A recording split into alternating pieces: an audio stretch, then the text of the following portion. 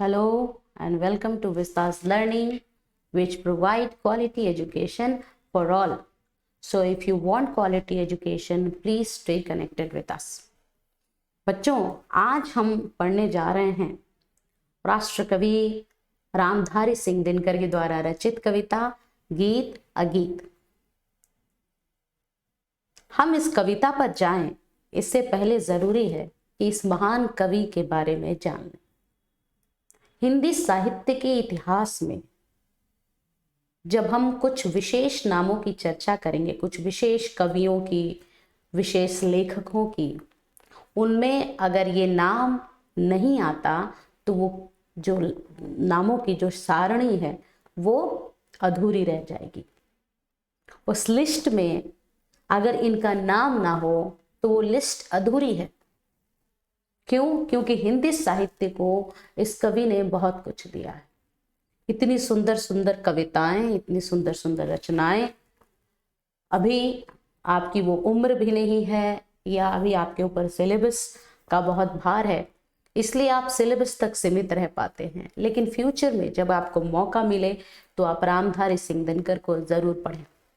एक से एक कविताएं इनकी, जैसे कुरुक्षेत्र, उर्वशी, रेणुका, रश्मिरथी, एक से एक रचनाएं। और वो पढ़ के ऐसा लगेगा ही नहीं कि आप कुछ पढ़ रहे हैं। आपको पढ़ के ऐसा लगेगा कि आपके आजू बाजू ये सब कुछ घट रहा है और आप उसका अनुभव कर पा रहे हैं, उसको देख पा रहे हैं, उसको फील कर पा रहे हैं। इनका जन्म जो था वो सिमरिया, बेगूसराय, बिहार में हुआ था। और इनकी एक काव्य संग्रह है उर्वशी। उर्वशी को आप जानते होंगे, एक अप्सरा थी, उसी के ऊपर ये लिखा हुआ है। ये पूरी घटना है महाभारत का एक पूरा प्रसंग लेकर। तो उसके लिए तो उन्हें 1972 में ज्ञानपीठ पुरस्कार मिला। साहित्य के क्षेत्र का एक बड़ा पुरस्कार है। और इसके अलावा उन्हें ज्ञानपीठ, साहित्य अकादमी, मतलब बहुत सारे पुरस्कार और उपहार मिले हैं। आप उसकी लिस्ट तैयार नहीं कर सकते। और इनकी एक एक रचनाएं हिंदी साहित्य के लिए, हिंदी लिटरेचर के लिए बहुत बेशकीमती है। 1974 में इनका देहांत हो गया था और अपने 60-65 वर्ष की उम्र में इन्होंने इतना कुछ लिखा है, इतना कुछ हिंदी साहित्य को दिया है जिसे कभी भूला नहीं जा सकता। तो जब आपको मौका मिले आप इनकी दूसरी रचनाएं भी पढ़िएगा। फिलहाल हम शुरू करेंगे इनके द्वारा रचित कविता गीत अगीत। अब ये पहले हम जाने की कविता है किस बारे में, क्योंकि यहाँ पे गीत भी है और अगीत भी है ना। ये विरोधाभास क्यों है ना। विपरीतार्थक शब्द हो गए, है ना, अपोजिशन पूरे। एक पॉजिटिव है, एक नेगेटिव है, एक दूसरे से बिल्कुल अपोजिट वर्ड्स एक कविता में आ रहे हैं। गीत अगीत मतलब, गीत मतलब गाना, अगीत मतलब नहीं गाना। इस कविता में प्रकृति को, नेचर की छोटी छोटी हरकतों को, छोटे छोटे जीव जंतुओं की कुछ बातों को कवि यहाँ पे रखते हैं और रख के हमारे सामने ये प्रश्न करते हैं कि ये गीत यानी ये कविता जो मैं लिख रहा हूं वो ज्यादा सुंदर है, या ये अगीत जो प्रकृति जो है वो रोज हमारे सामने हमें दिखा रही है लेकिन वो मुंह से बोल नहीं सकती है, हम सिर्फ उसे देख के अनुभव कर सकते हैं। वो अगीत जो गाया नहीं गया लेकिन हमारे सामने है वो ज्यादा सुंदर है। कवि प्रश्न पूछते हैं कि मेरा लिखा हुआ गीत, ये कविता जो मैं गा रहा हूं वो ज्यादा सुंदर है, या मैं जिनके बारे में बता रहा हूं वो नहीं बता पा रहे हैं अपनी इमोशंस, अपनी बातें, जो कि अगीत रह चुका है, बिन गाया रह चुका है, वो ज्यादा सुंदर है। और साथ ही कवि ये बताना चाहते हैं कि हमें जो है, हम साधारण जो मनुष्य हैं, हमें नदी बहती हुई दिखाई देती है, पहाड़ खड़े दिखाई देते हैं, बारिश हो रही है ना, कुछ पक्षी जो हैं वो उड़ के आकाश में जा रहे हैं। हम सिर्फ उन्हें एक जीव की तरह, नेचर की तरह देखते हैं। लेकिन कवि कहता है कि कवि को इन सब में एक गान सुनाई दे रहा है, एक गीत सुनाई दे रहा है। वे कुछ कह रही हैं अपनी इन हरकतों से, जो शायद हम साधारण लोग नहीं समझ पा रहे हैं, लेकिन कवि को उस अगाए हुए में, उस अनकहे चीजों में भी कुछ कहा हुआ, कुछ गाया हुआ समझ में आ रहा है, जिसकी चर्चा कवि इस कविता में कर रहे हैं। और इसीलिए इस कविता का नाम है गीत अगीत। ये आप डिसाइड करें, ये कवि प्रश्न करता है कि कौन सुंदर है, मेरी कविता या मेरी कविता जिसके बारे में है वह। तो आइए हम बात करते हैं, कविता पर आ जाते हैं। क्या कहते हैं कवि? गाकर गीत विरह के तटनी, वेगवती बहती जाती है, दिल हल्का कर लेने को उपलों से कुछ कहती जाती है। यहाँ बात हो रही है किनारे की और नदी की। हर पल आप देखते हैं कि कुछ पानी है, धारा है, जो किनारे तक आती है, टकराती है और वापस लौट जाती है। अब आप देख रहे हैं कि एक नॉर्मल ये जो है ये प्रक्रिया है। समुद्र है या नदी है तो लहरें तो उठेंगी, लहरें आ रही हैं, तट से टकरा रही हैं और चली जा रही हैं। हमारे लिए क्या है? एक नॉर्मल प्रक्रिया है। लेकिन कविता इसलिए है कि कवि को इसमें गान सुनाई दे रहा है। किसका? विरह का गान। कि वो जो तरंगे हैं, वो जो पानी है, वो जो नदी है, वो तरंगे आ रही हैं, अपने प्रेमी यानी अपने तट से टकरा रही हैं और फिर बिछड़ कर वापस चली जा रही हैं। इस विरह के गीत को कवि सुन पा रहे हैं। ये विरह जो है, ये जो बिछड़ रहे हैं एक दूसरे से, दिल हल्का कर लेने को उपलों से कुछ कहती जाती है। जब वो तट से टकराती है और वापस लौटती है तो उसे बहुत दुख हो रहा है। वो उस तट से अलग नहीं होना चाह रही है, लेकिन उसे होना पड़ रहा है। तो अपना कष्ट वो किसको सुना रही है? आजू बाजू के कुछ पत्ते पड़े हुए हैं, कुछ वहां पे शाखाएं हैं, उपले हैं, उनसे वो अपना राग बता रही है। मतलब उनसे गुजरते हुए वह वापस जा रही है। तो कवि कहते हैं कि अपना दुख वो उसे बता रही है। फिर किसकी चर्चा करते हैं? तट पर एक गुलाब सोचता, उसी तट से एक गुलाब खिला हुआ है। वो क्या सोचता है? देते स्वर यदि मुझे विधाता, अपने पतझड़ के सपनों का मैं भी जग को गीत सुनाता। अब विधाता ने हमें जबान दी है। कवि कह रहे हैं कि ईश्वर ने क्या है, हमें जबान दी है। हम अपनी बात जो है वो मुख से बता सकते हैं। अपनी खुशी, अपना दुख, अपनी पीड़ा, तकलीफ, इमोशंस, सब कुछ आप शेयर कर सकते हैं, क्योंकि हमारे पास भगवान ने हमें जबान दी है। लेकिन फूलों को, पक्षियों को, पहाड़ों को, नदियों को ईश्वर ने जबान नहीं दी है। तो गुलाब सोच रहा है उसी तट पे खड़ा होकर कि अगर विधाता मुझे जबान देते, अगर मैं बता सकता लोगों को, तो पतझड़ में जब उसके डाल सूख जाते हैं और वो झड़कर गिर जाता है, उसके पत्ते खराब हो जाते हैं, गुलाब सूख के मुरझा जाता है, तो उस तकलीफ को, उस पीड़ा को वह भी गा गा कर लोगों को सुना पाता, अगर विधाता उसे जबान देते। जैसे हम बता पाते हैं ना, आज हमारी तबीयत ठीक नहीं है, आज फीवर हो गया है, कल उनका देहांत हो गया, या कोई मरने वाला है तो उसकी दुख तकलीफ सब देख पाते हैं, सुन पाते हैं, बोल पाते हैं।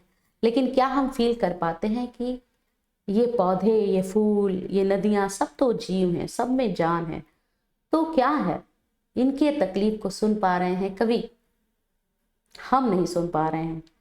हम सुन पाए इसलिए कवि ने ये गीत लिखा है, ताकि हम उस अगीत को भी समझ पाए जो कि गुलाब कहना चाह रहा है, जो वो धारा कहना चाह रही है।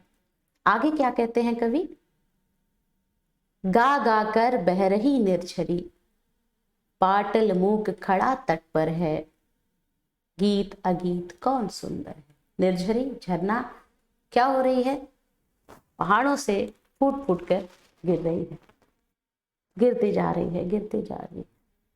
उसमें भी एक राग है, उसमें भी एक सुर है, और उसका प्रेमी जिससे गुजर के वो गिर रही है, वो वैसे ही स्थिर खड़ा है। वो उसे पकड़ नहीं सकता, उसे रोक नहीं सकता। क्यों? क्योंकि उसका काम है बहना और बह जाना। अब क्या कह रहे हैं कवि कि अब आप डिसाइड करिए कि ये जो मैं बता रहा हूं, ये अनगाए हुए अगीत सुंदर हैं, या मैं जो बता रहा हूं, जो कविता, जो उनके दुख को, उनके दर्द को व्यक्त करना चाह रहा हूं, वह सुंदर है। मतलब कवि यह भी कहना चाह रहे हैं कि मेरा बताया हुआ शायद इनफ नहीं है, इनकी फीलिंग आप ज्यादा और अच्छे से समझ पाए। अगर आप उनकी तकलीफ को, उनकी बात को, उसके मूक शब्दों को अगर आप समझ पाए, जो वो कह नहीं रहे हैं, वो ज्यादा अच्छा है। क्यों? तब कवि को यह विश्वास होगा कि वह अगीत ज्यादा सुंदर है। फिर क्या कहते हैं कवि? यहाँ एक अब बात होगी दो पक्षियों की, सूक सुकी। सुका किसको बोलते हैं? तोते की एक प्रजाति होती है, ठीक है। तो नर और मादा, मेल और फीमेल पैरट्स की यहाँ पे आप समझ सकते हैं बात हो रही है, दो पक्षियों की, सूक सुकी उन्हें कहते हैं। इनके प्रेम की चर्चा, इन पक्षियों के प्रेम की चर्चा मतलब मध्यकाल से क्या, आदिकाल से हमारा जो हिंदी साहित्य का इतिहास की बहुत सारी जो रचनाएं हैं, वो सूक सुकी की प्रेम की रचनाओं का वर्णन करते हैं। क्योंकि पक्षियों में सूक सुकी को माना जाता है कि इनका जो प्रेम है, इनका जो लव है, वो अटूट है और वे एक दूसरे से बिल्कुल बेहद प्रेम करते हैं। तो उनके प्रेम की चर्चा कवि यहाँ बता रहे हैं। क्या कह रहे हैं? बैठा सूक उस घनी डाल पर, सूक मतलब मेल जो सूक है, जो खोते को छाया देती। खोता माने घोंसला, एक घोंसला है उस सूक का, उसको छाया देती एक डाल पर बैठा हुआ है सूक। पंख फुला नीचे खोते में सूकी बैठी अंडे सेती। और सूकी जो है मतलब उसकी जो प्रेमिका है, वो उसी खोते के अंदर है, उसने बच्चा दिया है, अंडा दिया है, और उसके ऊपर वो बैठ के उसे सेत रही है, से रही है मतलब उसे पाल रही है। आप जानते हैं कि पक्षी जब अंडे देते हैं तो उसके ऊपर आकर बैठते हैं, उसे, उसका प्रोटेक्शन करते हैं, उसे गर्माहट देते हैं, ताकि एक समय के बाद वो अंडा फूटे और उसमें से उनका बच्चा जो है वो बाहर आए। तो सूका कहाँ बैठा हुआ है? वो उस घोंसले के ऊपर एक डाल है जो उस घोंसले को छाया दे रही है, छुपाए हुए है, उसके ऊपर बैठा हुआ है। और सूकी कहाँ है? अपने पंख फुलाए हुए उस अंडे के ऊपर, उस घोंसले के अंदर बैठी हुई है। अब आगे कवि क्या कहते हैं? गाता शूक जब किरण बसंती। किरण बसंती कहने का अर्थ है कि वो अपनी प्रेमिका के लिए कुछ गीत गा रहा है। जैसे उसकी जो आवाज है, आप क्या सुनेंगी कि चिड़िया पे पे करके जा रही है, कौवा काव कर रहा है, आपको क्या सुनाई दे रहा है? आपको काव काव या पी पी कुछ भी आपको समझ में आ रहा है, लेकिन कवि को उसमें गान समझ में आ रहा है। क्यों? क्योंकि ईश्वर ने उन्हें वैसी ही भाषा दी है, वो उनकी अपनी भाषा है। कुत्ता अगर भाव भाव करता है, बिल्ली अगर म्याऊ म्याऊ करती है, वो उसकी अपनी भाषा है। तो कवि क्या कहता है कि गा रहा है सूक किरण बसंती, वो गाना गा रहा है अपनी प्रेमिका के लिए। और छूती अंग पर्ण से छनकार, जिस पत्ते की उस पे बैठी है तो उसकी छनकार से, क्योंकि वो उसी के ऊपर बैठा हुआ है ना, तो जो वो गा रहा है तो पत्ते, वो डालियां जो हैं वो हिल रही हैं, क्योंकि वो खुश है, वो गा रहा है। किंतु सूकी के गीत उमड़कर रह जाते स्नेह में सनकर। लेकिन सूकी नहीं गा पा रही है, उसका स्नेह बस इसी में है कि सूक जो है वो गा रहा है, और उसके मन से, उसके मन के अंदर वो गा रही है और वो सूक को याद कर रही है। उसका ज्ञान सिमट कर रह गया है, उसका गान जो है वो चुपचाप में रहने में है, गाने में नहीं है। क्यों? क्योंकि उस वक्त वो अंडे को से रही है, वो बाहर निकल के गा नहीं सकती। तो कवि को इस अनगाए में भी गीत नजर आ रहा है। सूका तो बोल बोल कर अपनी गीत सुना रहा है, लेकिन सूकी जो अंदर घोंसले में अंडे से रही है, वो क्या कह रही है, उसका अन कहा, उसका अन गाया गीत सिर्फ सूख के अंदर सिमट के रह गया है, मतलब वो उसके याद में है। रह जाते हैं स्नेह में सनकर, गूंज रहा सूख का स्वर वन में। अब सूख का जो स्वर है, उसका जो गीत है, वो पूरे वन में गूंज रहा है। फूला मग्न सुकी का, और इस खुशी में शुकी तक सूख का वो गान पहुंच रहा है, और उसके फल पर जो है और फूल रहे हैं उसकी खुशी में। उसके संजोग को, उसके मिलन को आभास करके, उसके प्रेम को, उसके गाने के इमोशंस को समझ के सुकी जो है वो फील कर रही है और खुश हो रही है, और उसके पर और फूलते जा रहे हैं। तो कवि को इसमें भी गान समझ में आ रहा है, और कवि आपसे प्रश्न कर रहा है कि अब आप बताइए कौन सुंदर है, गीत या अगीत? यानी ये जो मेरी लिखी हुई कविता है, ये आपको ज्यादा अच्छी लग रही है, या जिसका मैं वर्णन कर रहा हूँ सुख सुखी का वो प्रेम, वो मूक संवाद, वो आपको ज्यादा सुंदर लग रहा है? आगे फिर उदाहरण देते हैं कवि, क्या कहते हैं, दो प्रेमी है यहाँ, एक जब बड़े साँझ आल्हा गाता है। अब दो प्रेमियों की बात हो रही है। आल्हा गाना माने एक लोकगीत, ठीक है, राजस्थान वगैरह में आल्हा गीत गाए जाते हैं, आल्हा और उदल के गीत गाए जाते हैं। तो क्या कहते हैं कि जब एक प्रेमी एक साँझ को, अब प्रेमी प्रेमिका क्या है, छुप छुप के मिलते हैं, लोगों को पता न चल जाए, तो जब शाम को प्रेमी जो है वो आल्हा गीत छेड़ता है, जब अपने प्रेम का, श्रृंगार का वो गीत छेड़ रहा है, गाना गा रहा है, पहला स्वर उसकी राधा को घर से यहीं खींच लाता है। अब ये राधा के लिए, यानी उसकी प्रेमिका के लिए, देखिए ये आप कृष्ण और राधा के रूप में भी ले सकते हैं, या अभी प्रेजेंट जनरेशन्स के लिए, मतलब एक नॉर्मल प्रेमी प्रेमिका के तौर पे आप इसे रखें। बस कवि ने जो क्या किया है, एक उदाहरण के नाम पे, एक नाम के नाम पर राधा दिया है। आप इसे श्री कृष्ण और राधा के नाम से भी अगर जोड़ना चाहें तो आप जोड़ सकते हैं, लेकिन हम बात करेंगे अभी आधुनिक इस समय की, इस जनरेशन की। तो प्रेमी क्या कर रहा है, शाम होते ही, किरण ढलते ही आल्हा के गीत छेड़ रहा है अपनी प्रेमिका को बुलाने के लिए। लोगों के लिए वो सिर्फ गीत गा रहा है, लेकिन उस प्रेमिका के लिए, उस राधा के लिए, पहला जब स्वर पड़ता है उसके कानों में, उसके प्रेमिका, मतलब वो उसकी पुकार सुन के अब वहां पहुंचेगी जहां वो बैठकर गीत गा रहा है। उसके लिए वो एक इशारा है कि मैं आ गया हूं और मैंने प्रेम के गीत गाने शुरू कर दिए हैं। उस प्रेम की, हमारे लिए वो एक सिंपल गीत है, लेकिन प्रेमिका के लिए वो प्रेम का गीत है, और उसी की आवाज सुनकर वो खिंची चली आती है, कहाँ, वहीं जहां वो बैठा हुआ है। चोरी चोरी छिप कर सुनती, हुई न क्यों कही, हुई न क्यों मैं कड़ी गीत की। वो छुप छुप कर कहीं बैठकर अपने प्रेमी का गीत सुन रही है वहीं आजू बाजू, और अफसोस कर रही है कि काश मैं भी इस गीत की एक कड़ी बन पाती, मैं भी इसके साथ मिलकर यह राग छेड़ पाती। बिधना यो मन में न गूंजती है, वह गाता पर किसी वेग से फूल रहा इसका अंतर है। अब ये तो विधि का विधान है, ये तो ब्रह्मा ने लिख लिया है कि हमें अभी मिलना नहीं है, मैं उसके साथ गा नहीं सकती, क्योंकि अगर हम दोनों मिलकर गाने लगे तो लोगों को पता चल जाएगा।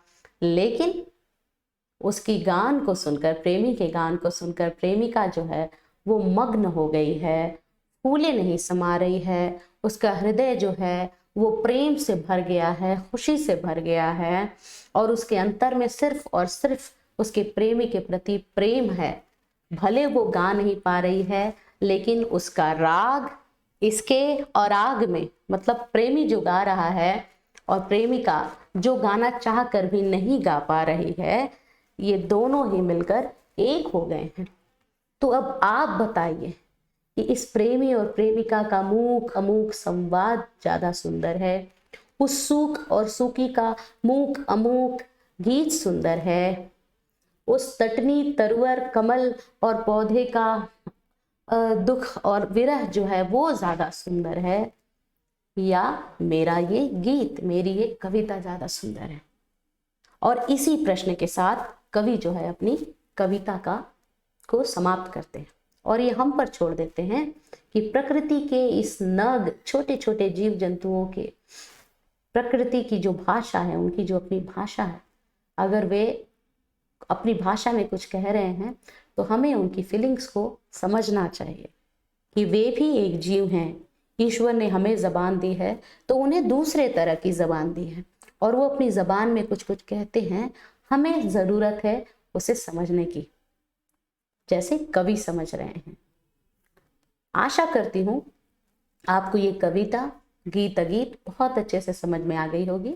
अगर आपके कुछ प्रश्न हो तो आप हमें लिख सकते हैं और हम उसका जवाब देने की पूरी कोशिश करेंगे। हम मिलेंगे अपनी अगली क्लास में। तब तक के लिए नमस्ते।